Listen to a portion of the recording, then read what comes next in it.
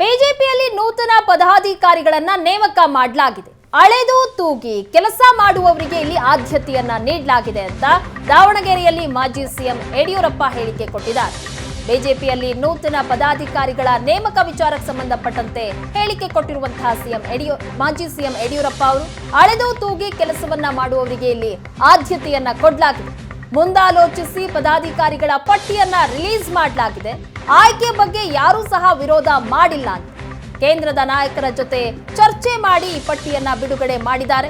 ದಾವಣಗೆರೆಯಲ್ಲಿ ಮಾಜಿ ಸಿಎಂ ಯಡಿಯೂರಪ್ಪ ಈ ರೀತಿ ಹೇಳಿಕೆ ಕೊಟ್ಟಿದ್ದಾರೆ. ಈ ಪದಾಧಿಕಾರಿಗಳ ಆಯ್ಕೆ ವಿಚಾರಕ್ಕೆ ಸಂಬಂಧಪಟ್ಟಂತೆ ಯಾವುದೇ ವಿರೋಧ ವ್ಯಕ್ತವಾಗಿಲ್ಲ ಅಂತ ಹೇಳಿದ್ದಾರೆ.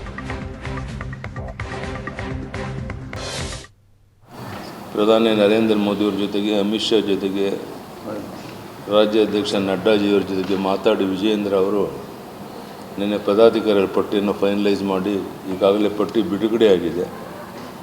ನಮ್ಮ ನಿರೀಕ್ಷೆಯಂತೆ ಹೊಸಬರಿಗೆ ಹೆಚ್ಚು ಜನರಿಗೆ ಜವಾಬ್ದಾರಿಯನ್ನು ಕೊಟ್ಟಿದ್ದೇವೆ.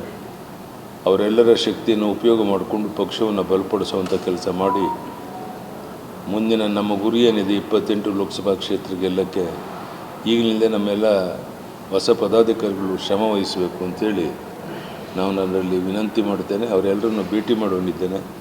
ಅವ್ರಿಗೂ ಸಹ ವಾಸ್ತವಿಕ ಸ್ಥಿತಿಯನ್ನು ತಿಳಿಸಿ ನಾನು ಸಹ ರಾಜ್ಯದಲ್ಲಿ ಪ್ರವಾಸ ಮಾಡೋದ್ರ ಮೂಲಕ 28 ಲೋಕಸಭಾ ಕ್ಷೇತ್ರ ಗೆಲ್ಲಕ್ಕೆ ಪ್ರಾಮಾಣಿಕ ಪ್ರಯತ್ನ ನಾವೆಲ್ಲ ಸೇರಿ ಮಾಡ್ತೀವಿ.